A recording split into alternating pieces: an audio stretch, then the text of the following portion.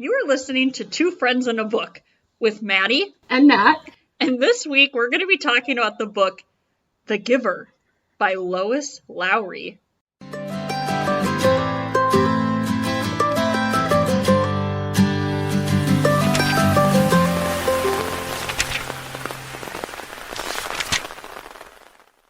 love how intensely you say the name of the book.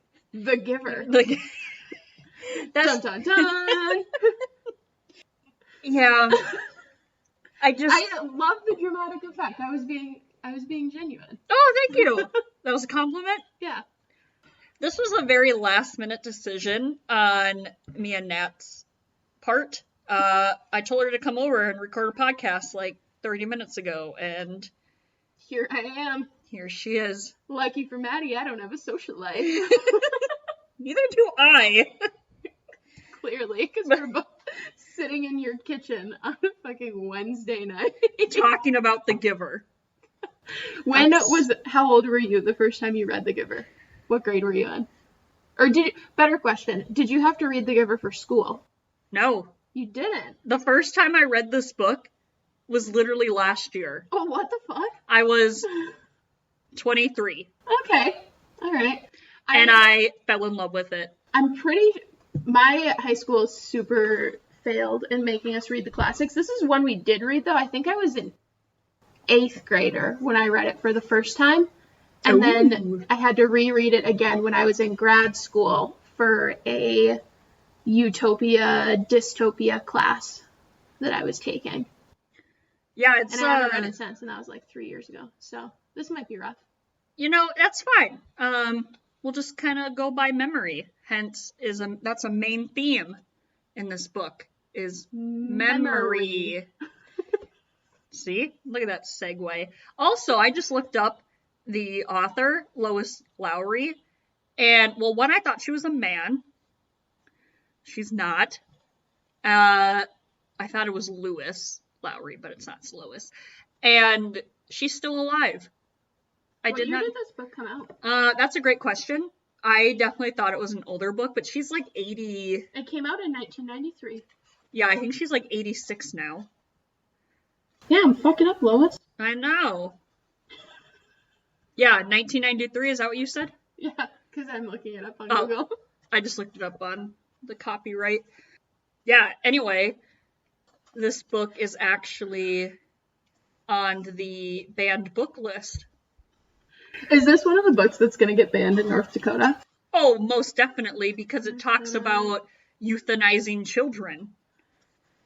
Well, they did just outlaw abortion, so. Exactly. So, this is probably not going to make it. Have we ever said before that we're in North Dakota on this podcast? I think we said Fargo. Okay, well, if you didn't know, we're in Fargo, North Dakota. So our lives are really sad.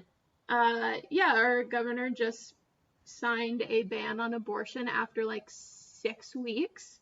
Yep. And they're banning any books they're banning books in libraries that have sexually explicit material. Yeah.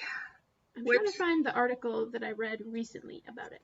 This is going to be number 1 in our list of where we talk about banned books. Hey, there you go. That was not something we discussed prior to me saying that, but we're going to start talking about banned books. Yes, we are, and this is number 1.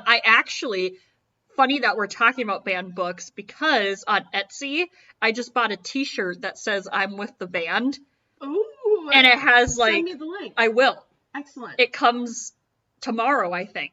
And it's adorable. Maddy and I went to Barnes & Noble yesterday, and I found out that the fucking rainbow fish is on the banned book list. What the hell? So I looked into it, and apparently it's because the rainbow fish is, super exotic, and all the other fish try and take his scales away from him so that they can be exotic too. And I don't know. The Giving Tree is also a banned book. And I'm like, that's literally about a tree. Speaking of the rainbow fish, this is super obscure, and I don't know if it's still there, but my elementary school, my preschool classroom, it had a bathroom in the classroom, And there was a mural on the wall in the bathroom of the rainbow fish. Well, now that's going to get banned. They probably painted over it a couple of years ago to be did. some sad brown color, because why would there be any individuality in America's schools? Well, that is a huge theme in The Giver. Look at that segue. That was amazing. I know. So basically, if you guys haven't read The Giver, I don't know what you're doing with your life. Go and buy this book. It's literally $8. I'm sure you could also find it for free somewhere on the internet. Oh, absolutely. I think I got this book for $4 at Half Price Books. So there you go.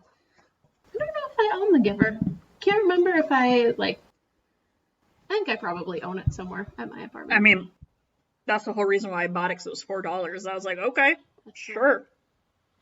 And then I read it, and it was amazing. And it was amazing, and it changed your life. It did. So, this book is about this kid named Jonas who lives in this... Utopia. Utopia. It's supposed to be a utopia. Yeah, we will circle back to that, why it isn't a utopia. Spoiler alert. I'm just kidding. My bad. So, it's about Jonas, who lives in this utopia world where everybody is the same. They are all assigned to families. There's always a mom, a dad, and then a brother and a sister. And there's no color. No color. It's all very black and white, bland. There's no emotions other than just everything is just content. Yep. They all have their own rules. You have to tell the truth. You can't lie. You have to be home at a specific time. Each birthday, everybody that's turning the same age gets the same gifts. You get a bike or at 12 or something or. Yep. You go to the same classes with everybody, same school. A very regimented. Is regimented a word? Regiment, yeah. Okay. That's a word. Okay. Cool. Well, there's a very strict regimen? Whatever. Yeah, that word. Schedule. Yes. Everything is by the book. Yes. And once you get older, there's a group called the Elders that kind of assign you your profession. So there's the birthing center where all the newborn babies come. There's the nurturing center, which is where Jonas's dad lives. Isn't the birthing center and the nurturing center similar? I think so. I think they're probably connected. Well, I think the birthing center is helping women who give birth, and then the nurturing center is where they take care of the babies. Yeah, but it's I think it's under the same. Two different roles though. Yeah. Once the people in this community get old enough, they get released, and they release people. I mean, not that there's really criminals in the book, but I'm sure that being released is their answer for anybody who is not sticking to the status quo. Yes. Yes. They are not sticking to the schedule and not sticking to the quote-unquote norm of the community. Okay. So... Hang on a sec. This is important. Okay.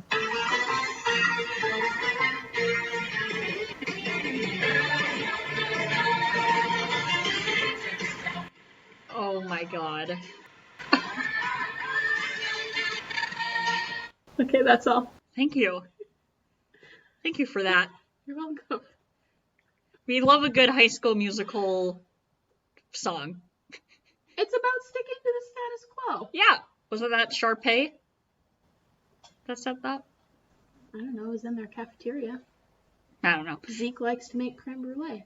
That is true. And that's not sticking to the status quo, apparently. To the status quo. He should like basketball. The skater dude played cello or something.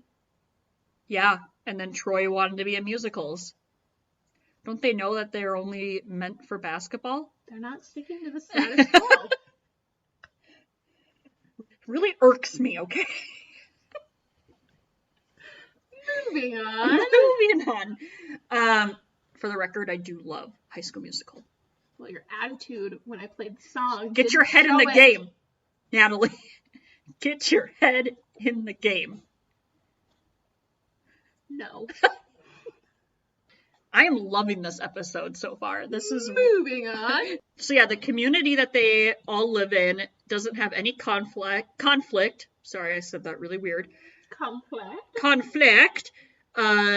No inequality. There's no divorce. There's no unemployment.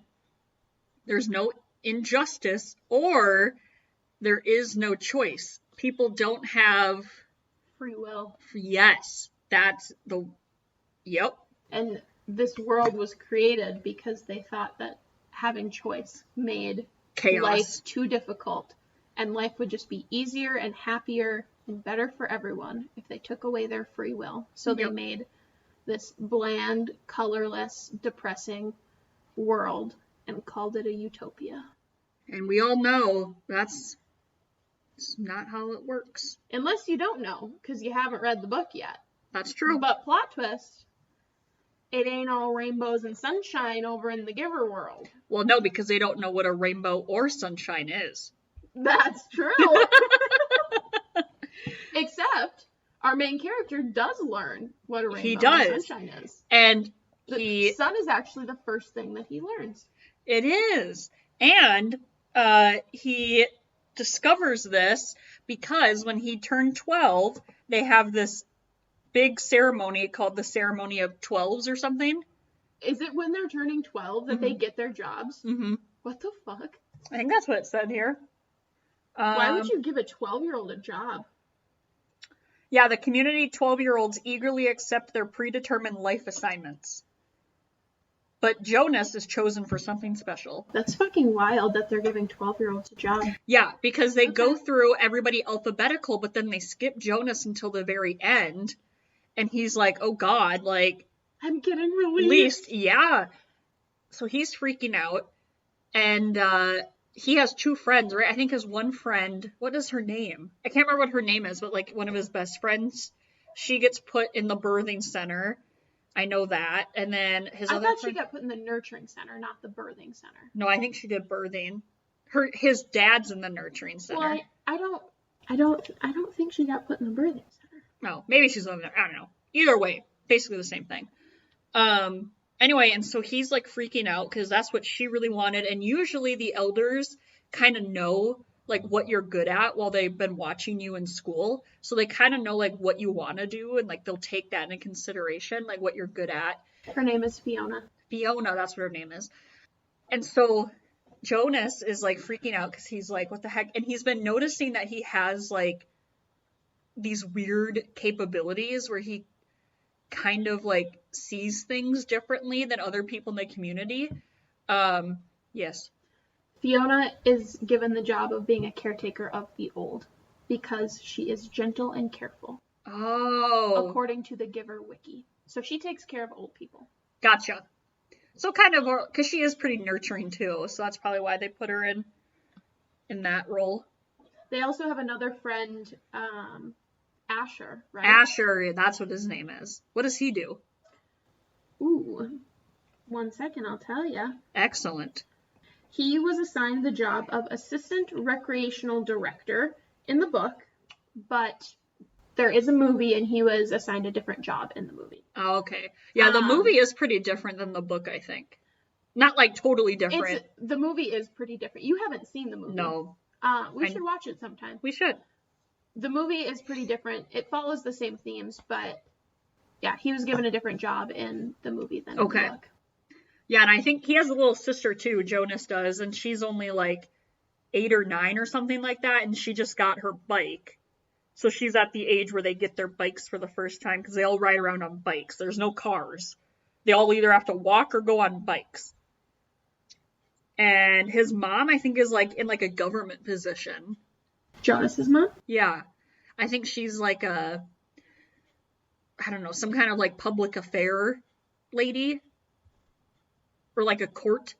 Oh, she works in the Department of Law. So I was right. Yeah, so she is like a judge. Cool. Love it. Yeah, so he goes last in the Ceremony of 12s, and the elders announce that he is going to be the new receiver.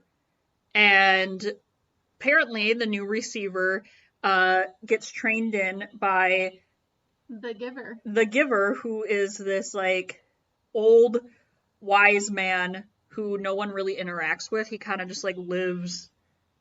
He's the memory keeper for the entire community. And for the entire like human race. Getting the position of the receiver is this huge honor because it happens like once every, I don't think they give a time period, but only once, like every, I don't know, maybe 20 years, 30 years. Yeah, I can't remember. Probably more than that because the giver's old as shit, right? Yeah. So it's a very rare job to get, and they only give it to people who they think have both the like physical and mental capacity to handle it, because they are going to be taking over as the memory holder for the entire realm of whatever the giver world is called. Well, they were actually supposed to have one though sooner than Jonas, but it was the giver's daughter who was going to take over as the giver, because it takes a while for the giver to train in the new one, and we'll get to that in a second why it takes so long. But he was training his daughter, and she couldn't handle it and asked to be released. So then they were on the hunt for the new giver, or the new receiver. And so when Jonas was born, the elders, I think, knew right away when he was born that he's going to be the new receiver.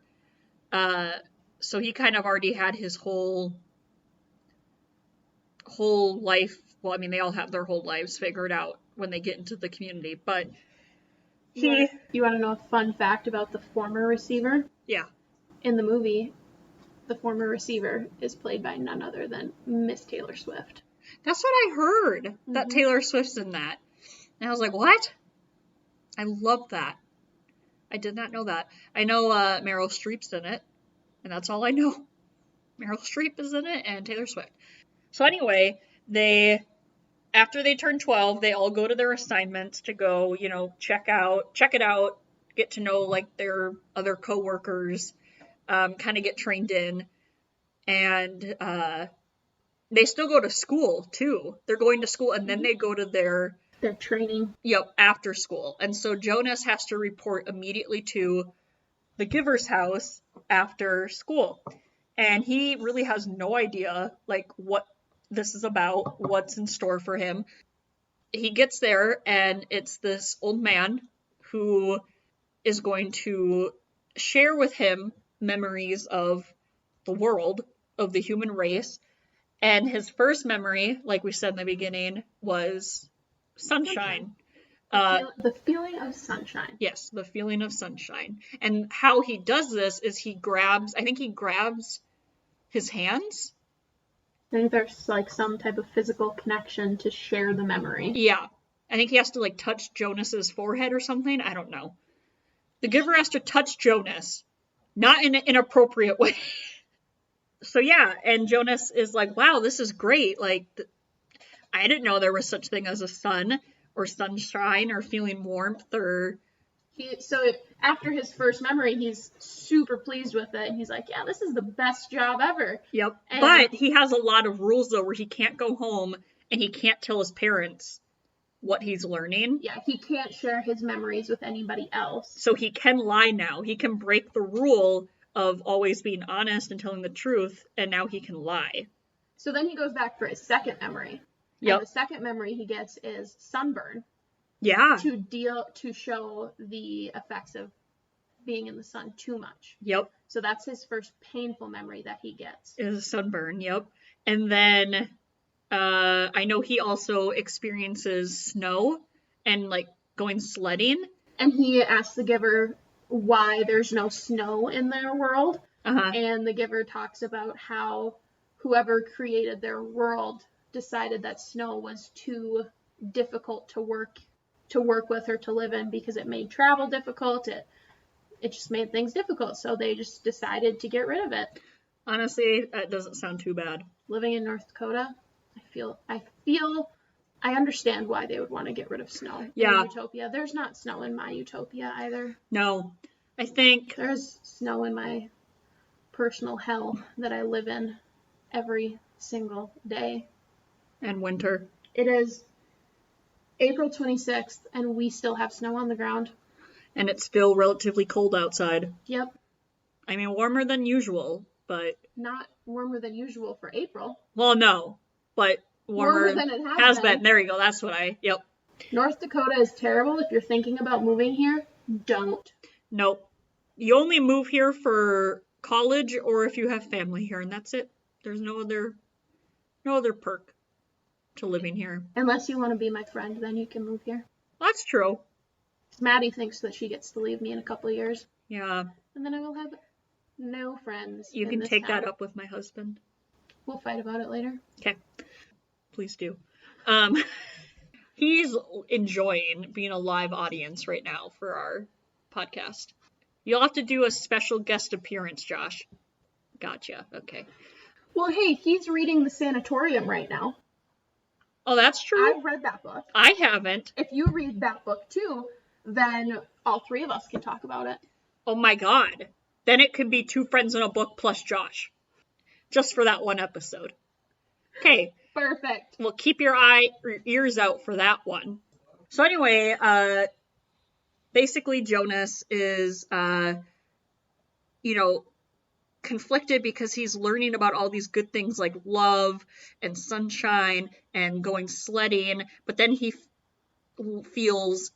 learns all the consequences of these happy things like the sunburn, slipping on ice. I'm sure they probably gave you have some negative memories of slipping on ice. I do. I was gonna say the giver probably gave him some memories of like frostbite or something. Yeah.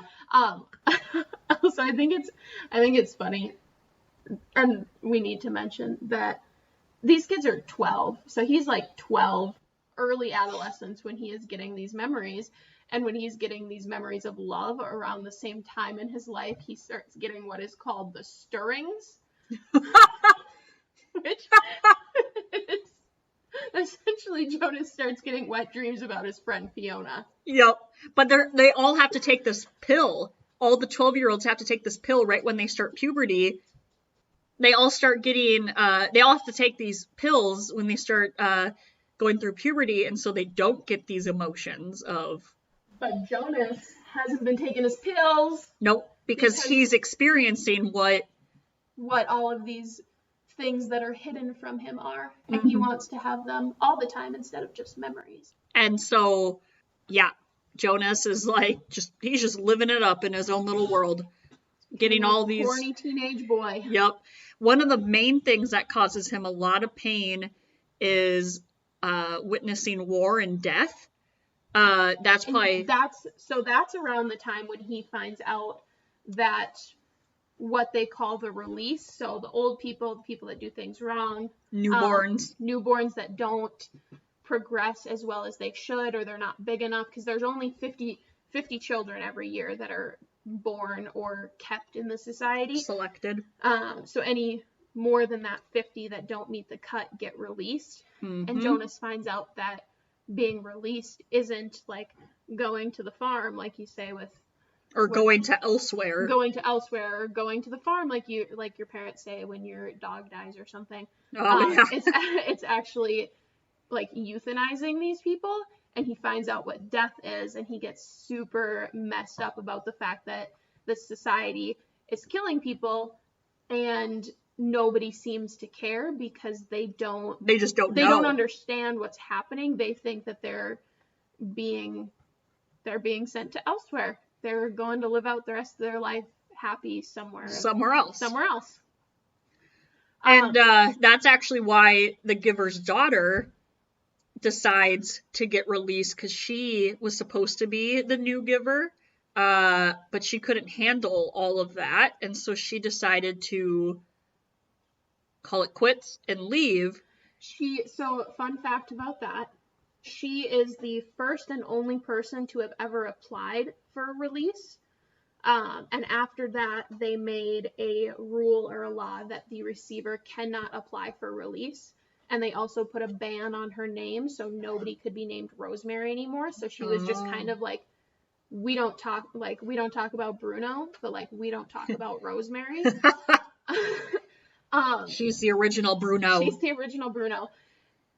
We also, I don't think we've talked about yet, while he's getting all of these memories and his like career is progressing along at 12 years old, his dad, who works in the nurturing center, is bringing home a child named Gabriel. Mm-hmm.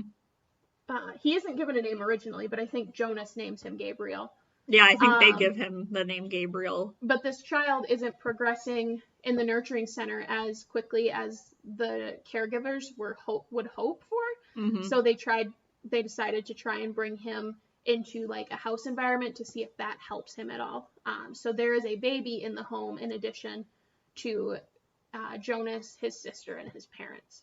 Which is against the usual, but they made an exception because Dad works at the nurturing center, and Jonas develops a special bond with this baby. I think they end up sharing a room or something. I think so. But the baby's issue is that he doesn't sleep through the night. Mm-hmm. So to help him sleep through the night, Jonas touches him, and I think the first time he does it, it's accidental, where he shares like a happy memory that the giver gave him mm-hmm. with Gabriel.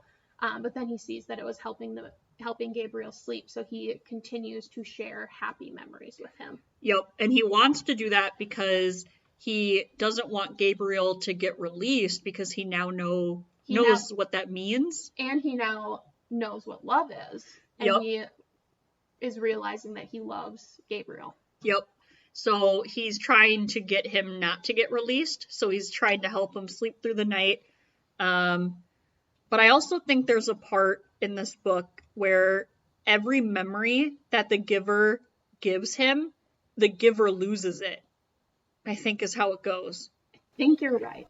Because when his daughter got released, all the memories that he gave her up to that point, he lost. Like, he can't share that with Jonas. He couldn't share those with Jonas, but if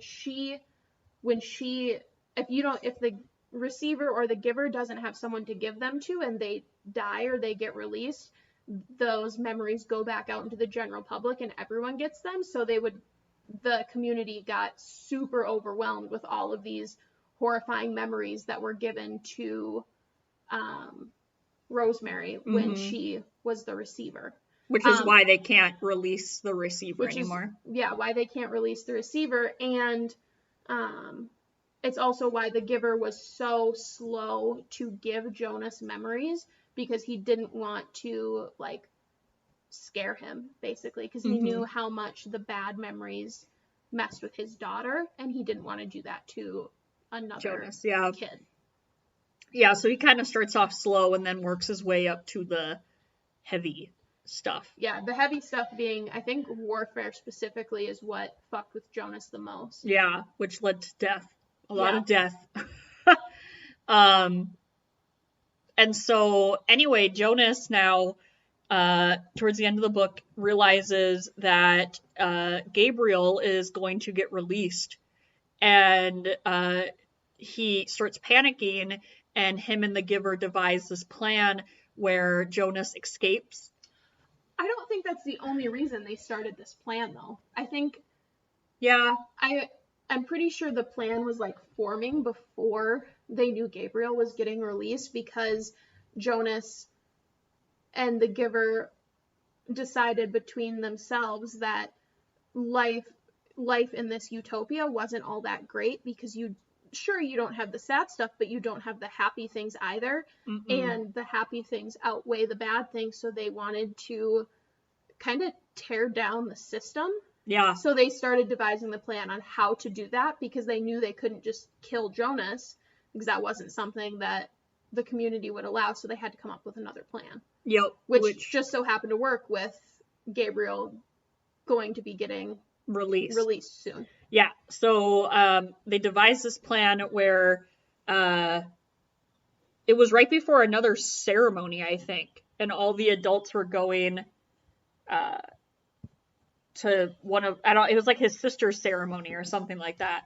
And he gets up like in the middle of the night and takes his dad's bike and takes Gabriel, and they start on the journey to leave their community and go to elsewhere.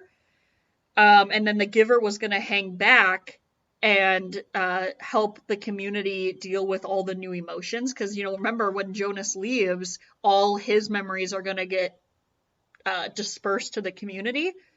And so the giver was going to hang back to be like, no, like, this is okay. Like, this is why this is good. To help them cope with stuff. Yeah.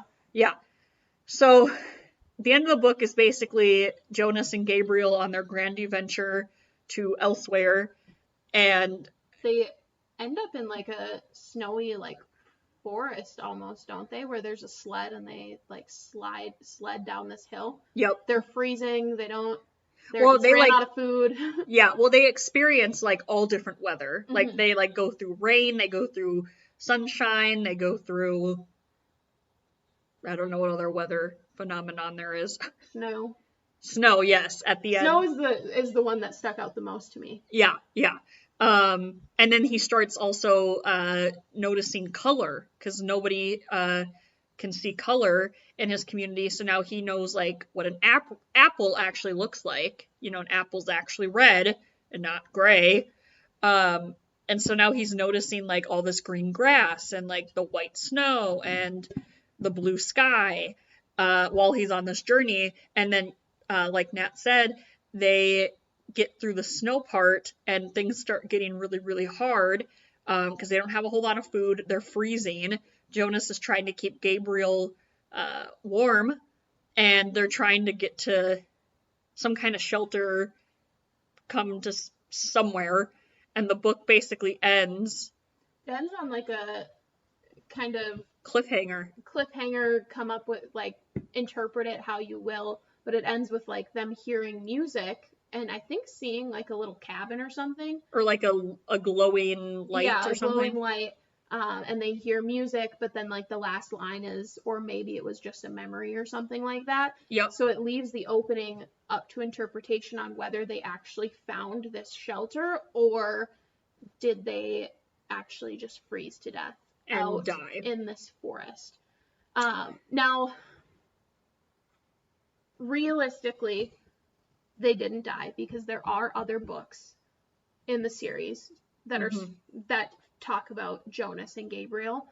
But I don't like that there's other books in this series. I think it should have been a standalone. Yeah, I agree. Because I like leaving it up to everybody's interpretation. I know maybe not when I was an 8th grader.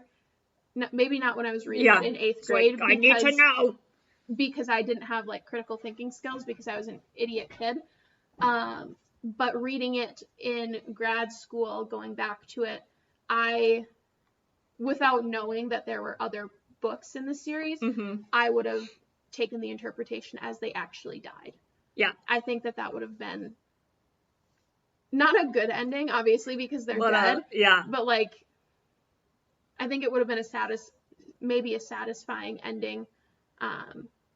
Yeah. Because regardless of whether they're alive or not, those memories would have gotten released back into the community. So he sacrificed himself for the greater good of the community. So he's like Jesus. What is it? He's gonna sacrifice himself.